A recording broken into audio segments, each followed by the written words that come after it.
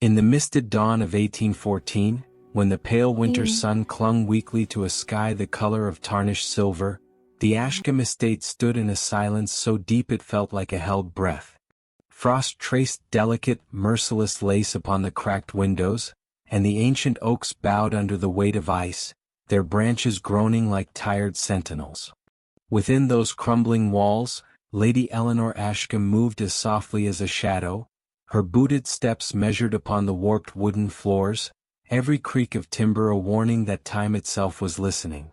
She was 21 years of age, with a mind too keen for the narrow future planned for her and a spirit too restless to be buried alive in silk and obedience. Her family's name, once spoken with deference, had thinned to a brittle echo. Her father's debts, careful and cruel, pressed against the household like rising floodwater. The solution, spoken in hushed but determined tones by candlelight, had been simple. She would be offered in marriage to the Earl of Davonmore, a man twice her age, wealthy, respected, and cold as the polished stone of his townhome. Eleanor had learned of her fate not through conversation, but through overheard whispers and sealed letters, as though she were a parcel to be delivered rather than a daughter to be protected. She did not cry when she packed. Tears, she knew, would betray her resolve. Into a modest satchel she placed only what might fit into a life not yet defined: a wool cloak, a small purse of coins hidden long ago, and a miniature portrait of her mother, taken before sickness had hollowed her smile. The air in her chamber was sharp and bitter, laced with the scent of extinguished candles and surrender. She paused only once, her fingers brushing the worn edge of the vanity, where childhood dreams had been whispered to a mirror that had never answered back.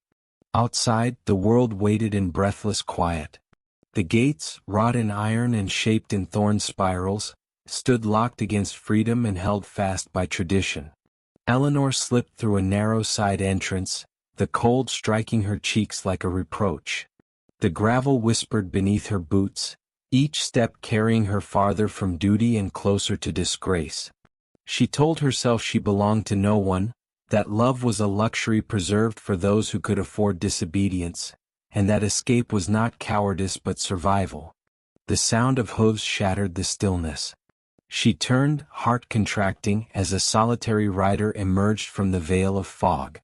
The horse was tall, dark, and impeccably disciplined, its breath rising in steady clouds. The man upon its back sat with a gravity that seemed carved into his very posture. His coat was tailored with austere perfection, military in its restraint, and his gloved hands held the reins without tremor. Even before he spoke, Eleanor knew him by rumor. The Duke of Harland, returned only months before from blood-soaked fields, a man praised in court and feared in silence. He dismounted with deliberate care, boots pressing firm into the frost, as though he carried with him the weight of distant cannon fire and unspoken grief. His face was composed, handsome in a restrained, almost severe fashion, dark eyes watchful, calculating, and unflinchingly steady upon her. He did not address her immediately. Instead, he studied the satchel in her hand, the thin cloak around her shoulders, and the quiet defiance in her stance. "You intend to leave," he said at last, his voice low, precise, and shaped by years of command. Eleanor lifted her chin. "I intend to breathe." A flicker of something unreadable passed behind his eyes. He informed her, without cruelty and without softening the blow, that he was aware of the arrangement with the Earl, aware of her father's debts, and aware of the precise hour chosen for her silent flight. There was no accusation in his tone, only fact, delivered with surgical calm. Her pulse quickened, not with fear alone, but with the sharp realization that her every secret may already have been catalogued and weighed. She demanded to know why he had come. The Duke did not step closer, yet the air between them seemed to close, as though the distance itself were insufficient protection. He told her that London's winter season was fast approaching, that political expectations and ancient alliances had tightened their grip upon him, and that he required, for a matter of honor that could not be spoken aloud, a fiancée in name only. A woman whose reputation was unblemished, whose presence would still questions that no man of his station could comfortably silence. His proposal unfolded not as a plea, but as a measured offer. She would appear at his side through the Christmas ball season. She would wear his name as promise. In return, he would ensure that her father's debts were addressed quietly, and that the Earl of Davonmore's interest would be permanently and politely discouraged. Eleanor felt the world tilt, her thoughts scattering like startled birds. To flee was one kind of danger. To remain, wrapped in a false courtship with a man who carried war within his silence, was another. She searched his face for mockery and found none. Only restraint. Only resolve. Only a gaze too honest to be comfortable. "And what is required of me?" she asked, scarcely trusting the steadiness of her own voice. For the first time he hesitated. It was a fracture so fine it might have been imagined, but Eleanor saw it. His jaw tightened. His eyes darkened with something that resembled warning. "There is one rule," he said quietly. The air seemed to thin, the frost around them suddenly less forgiving. "You must never fall in love with me." The words settled between them, heavy and final, as the weak dawn crept higher over the frozen grounds. Eleanor stood at the gate of her old life, faced not with freedom, but with a choice far more dangerous, and in the quiet that followed, she felt her heart betray her not with hope, but with fear of how much it already wanted to disobey. Eleanor crossed the threshold of the Duke's London residence with the uneasy sensation of stepping into a life that did not belong to her. The townhouse rose from the street in pale, immaculate stone, its tall windows burning with lamplight that seemed too precise, too orderly to welcome chaos. Inside, the air held the faint, controlled scent of beeswax, polished mahogany, and restraint. Nothing here was decaying. Nothing here was allowed to weaken. The space itself felt like the man who owned it, disciplined, guarded, and built to withstand siege. The servants received her without curiosity, which unsettled her more than open scrutiny. They moved with silent efficiency, as though they had been instructed to accept her presence without question. The Duke had given no explanation. He never did. He merely inclined his head toward the staircase and informed her that preparations for the season would begin at once. There was no warmth in his voice, but there was no cruelty either, only a formality that erased comfort and replaced it with something colder and far more dangerous: expectation. The days that followed reshaped her in ways she had not anticipated. Gowns arrived in careful procession, each more exquisite than the last, fabrics shimmering in restrained hues chosen not for vanity but for effect. Her posture was corrected, her speech refined, her hands trained to rest with effortless grace upon gloved fingers. Jewelers adjusted combs into her hair while dressmakers tightened corsets that forced her breath into shallow, practiced elegance. She ceased to resemble a fleeing daughter of a failing house and began to resemble a woman capable of standing beside a duke without explanation. He watched these transformations without praise. He never lingered in the room, yet he was always aware. His presence seemed to follow her in contained footsteps and shadowed glances, as though he were measuring not her beauty but her endurance. In the quiet of corridors, she sometimes caught the faint echo of him: polished boots across marble, the crisp fold of his coat vanishing around a turn, like a reminder that this stage, however grand, remained his. It was then that she began to understand the true weight of the lie they were preparing to perform. Whispers, carefully placed, preceded their public appearance. Invitations arrived addressed to her under a name she was not meant to keep. The world was being conditioned to accept what they would present. And slowly, without declaration, she understood that his urgency was not born of vanity but of survival. Rumor reached her through the safe mouths of women who measured their words. The Duke's lineage was under scrutiny, his patronage under threat, his independence threatened by men who masked ambition beneath smiles. He did not need a wife. He needed silence, stability, and a woman who would make questions disappear. The first Christmas ball bloomed before them in a spectacle of light and music that felt almost unreal. Chandeliers scattered golden fire across silken walls. Orchestras moved through waltzes like tides of sound. Perfume and candle smoke mingled into an air so thick it seemed to pulse. Eleanor rested her gloved hand upon the Duke's arm and felt, for the briefest and most dangerous moment, the strength beneath his composure. They entered together. The room shifted as if guided by one breath. Conversations softened. Fans stilled. Eyes turned. He bowed to her with a grace that startled her, as though even this falsehood deserved respect. Their steps in the dance were exact. Their smiles were convincing. Their glances lingered only so long as propriety allowed. It was too flawless to be safe.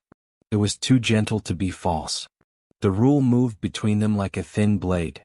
She noticed the almost touch of fingers when he guided her through the turn of a dance, the way his gaze softened when he thought her distracted, the faint pause before he released her hand as the music ended. He was careful. Always careful. As though even breathing too close to her might awaken something he had buried in frost and steel. The wound came not from him but from the room. Behind a marble column, she heard the careless voice of a woman adorned in diamonds and boredom. The laughter that followed was light, practiced, cruel. They spoke of her not as a person but as an arrangement, a decoration chosen for convenience. A pleasing ornament. A well-dressed solution. Something temporary. The words struck deeper than insult. They revealed the truth of her position. Not companion. Not partner. Merely a symbol. Her composure fractured only within. She continued the evening with a smile that no longer reached any part of her that mattered. In the days that followed, the charade grew heavier. The Duke became quieter. The house, once imposing, felt narrow. Eleanor found herself listening for footsteps she feared and hoping for footsteps she could not name. She began to measure the distance between them in heartbeats rather than inches. She noticed how he removed his gloves before offering his hand, how he avoided unnecessary touch, how he turned slightly away whenever he laughed, as though laughter were a weakness he refused to share. The rule ceased to feel like protection. It began to feel like a warning carved too late. She stood one evening before the tall windows of the drawing room, watching snow begin to threaten the horizon, and understood with a clarity that frightened her more than any scandal could have done that she was no longer playing a role with safety. The Duke entered behind her without announcement. He did not touch her. He did not speak. Yet his presence filled the space with a quiet that was no longer hollow. "You are distant," he said at last, his voice restrained but not unkind. She turned to him and for once did not lift her smile. In the fragile silence between them, the lie felt thinner than ever, and the rule felt like something already broken in ways neither of them had dared to acknowledge. Outside, the first snow of the season began to fall, slow and deliberate, as if it were covering tracks they had not yet admitted they were leaving behind. The final Christmas ball arrived beneath a sky heavy with snow and expectation, and Eleanor felt the weight of both settle upon her shoulders as if the night itself had sworn to test her. The ballroom shimmered like a crystal reliquary, every surface polished to a faultless gleam, every candle placed with mathematical precision. Music unfurled through the air in solemn, elegant currents, and the assembled aristocracy hovered beneath the chandeliers like jewels pinned to velvet. She stood at the entrance beside the Duke of Harland, aware that the lie they had carried across weeks now trembled at the edge of something far more dangerous. He offered his arm and she took it, though the contact was no longer innocent. The warmth of him had become familiar, and familiarity had become peril. Their entrance silenced the room as it always did, yet this time the silence felt sharpened, as though society itself were waiting for fracture. He guided her through the crowd with a gentleness he never granted himself, and in that gentleness she felt the ghost of affection he refused to name. He was unraveling. The gaze he kept upon her was no longer merely observant. It held memory. It held struggle. Within his silence lived a confession the world had taught him never to speak. Long before the war, before medals and discipline and frost-hardened distance, he had seen her across gardens and corridors, had measured her laughter and watched her defiance bloom in small forbidden moments. He had chosen the battlefield instead of the truth, believing himself unworthy of soft things, believing her destined for a life he could not offer. He had buried that knowledge under cannon smoke and duty, and returned with it quiet, sharpened, and caged behind honor. The rule had never been armor for him. It had been a shield for her. The fracture came when a man stepped too close. A nobleman of polished cruelty, emboldened by wine and reputation, allowed his voice to reach beyond discretion. He remarked upon Eleanor's origin, her fragile lineage, and the convenience of her sudden prominence. The words were honeyed, but the venom beneath them was unmistakable.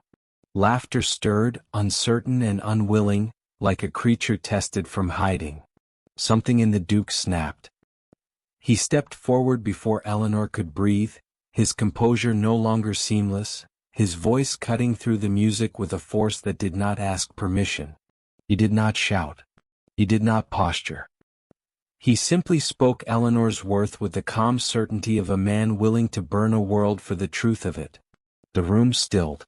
The nobleman faltered. Retreat was swift and humbling. The damage, however, was already done. Eleanor felt the moment shift beneath her feet. The pretense had cracked in public. The rule trembled. She could not stay. The snow outside had grown thicker, cloaking the courtyard in white silence as she stepped into the cold. Her breath rose in unsteady clouds, and the music inside faded until only her heart remained, loud and traitorous. She reached the iron rail that framed the stone path and rested her hand against it as though it might steady the loss of something she had never been allowed to claim. Footsteps sounded behind her. He did not speak at once. He stood close enough for warmth, careful enough for distance, and the space between them became a battlefield he could no longer retreat from. "I have ruined the arrangement," she said, not to accuse him, but to anchor herself to what was breaking. "You owe me nothing," he replied, and the softness in his voice was more dangerous than flint or fire. The snow fell around them, unhurried, unobservant, as if the world had drawn a curtain about their isolation. He told her then what pride and war had forbidden him to admit. He confessed not in poetry but in truth. He had known her long before their bargain. He had watched her from a distance he mistook for safety. He had believed that to touch her life would be to wound it, that to confess would be to trap her in a future sharpened by his scars. The rule had been born not of arrogance but of terror. He had never intended to be loved, only feared. "And yet," he said quietly, "I have failed myself." The words did not tremble, but the silence after them did. She turned to him, and the nearness of his gaze stole what little certainty remained. Duty stood behind her like a familiar prison. Freedom loomed ahead as a vast, unlit wilderness. Between them stood a man who had carried her name unspoken through years of blood and restraint. The world inside the ballroom continued, indifferent, glittering, unchanged. Here in the snow, everything had shifted. He did not reach for her. He did not beg. He did not ask. He simply waited, as a man who had waited all his life for battles he could not win. In the quiet that followed, Eleanor understood that the greatest deception they had performed was not for society, but for themselves. She stepped closer, enough to feel the heat of him through wool and restraint, enough to let danger breathe. Her hand hovered between them, uncertain, unresolved. Inside the manor the music changed. A slower waltz, rich with longing, rose into the frosted air. The night held its breath. And Eleanor, standing at the edge of duty and desire, felt that whatever choice remained before her would not belong to silence any longer.